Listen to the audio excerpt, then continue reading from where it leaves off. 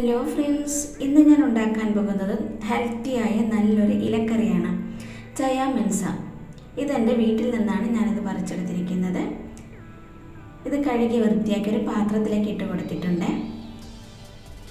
ഇത് ഷുഗറൊക്കെ ഉള്ളവർക്ക് കഴിക്കാൻ നല്ലൊരു ഹെൽത്തിയായ ഇലക്കറിയാണ്. എല്ലാവരും വീട്ടിൽ തന്നെ ഇത് നട്ടു വളർത്തുന്നത് നല്ലതായിരിക്കും.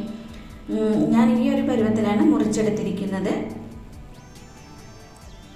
ഇതിന് ധാരാളം ഗുണങ്ങളുണ്ട്. ഞാൻ ഇനി ഒരു പാനിലേക്ക് ഓയിൽ ഒഴിച്ചു കൊടുത്ത് അതിലേക്ക് ചോപ്പ് ചെയ്ത ഉള്ളിയും 2 പച്ചമുളക് നീളത്തിലരിഞ്ഞതും കൂടി ചേർത്ത് കൊടുക്കുന്നുണ്ട്. ഇനി അതൊന്ന് വാടിയതിന് ശേഷം നമുക്ക് നേരത്തെ മുറിച്ച് വെച്ച അരിഞ്ഞു വെച്ച ഈ ചയ മെൻസ ഇട്ട് കൊടുക്കാം.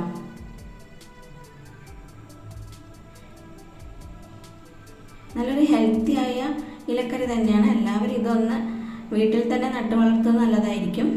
ഇനി നമുക്ക് ഇതൊന്ന് മിക്സ് ചെയ്ത് കൊടുക്കാം. ഇനി അല്പം മഞ്ഞൾപ്പൊടി കൂടി ചേർത്ത് കൊടുക്കുന്നുണ്ട്. ഇനി വേണ്ട ആവശ്യത്തിനുള്ള ഉപ്പ് കൂടി ചേർത്ത് കൊടുത്ത് ഒന്ന് മിക്സ് ചെയ്തതിന് ശേഷം നമുക്കിതൊന്ന് അടച്ചു വെച്ച് വേവിക്കാം. ഇതിന് വെള്ളമൊന്നും ചേർക്കേണ്ട ആവശ്യമില്ല കേട്ടോ.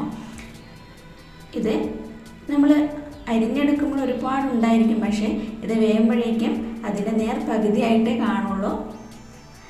ഇലക്കറി സാധാരണ അങ്ങനെ തന്നെയാണ്. ഇത് നന്നായിട്ട് വെന്ത് കിട്ടിയിട്ടുണ്ട്. ഇനി ഇതിലേക്ക് ഞാൻ വെളുത്തുള്ളി ചതച്ചതാണ് ചേർത്ത് കൊടുക്കുന്നത്. പിന്നെ അല്പം തേങ്ങ ചിരകിയതും കൂടി ചേർത്ത് കൊടുക്കുന്നുണ്ട്.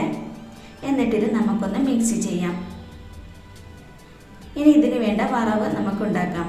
പാനിലേക്ക് ഓയിൽ ഒഴിച്ചു കൊടുത്ത് അതിലേക്ക് അല്പം കടുകിട്ട് കൊടുക്കാം. കടുക് പൊട്ടിയതിന് ശേഷം ഇതിലേക്ക് ഞാൻ അരിയാണ് ചേർക്കുന്നത്.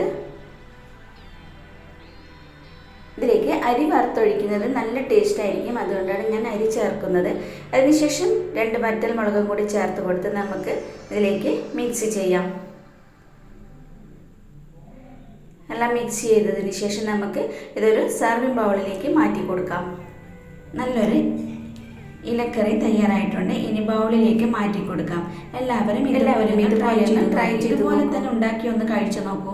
എല്ലാവർക്കും ഇഷ്ടപ്പെടും. തീർച്ചയായും എല്ലാവർക്കും ഇഷ്ടപ്പെടും. Thank you.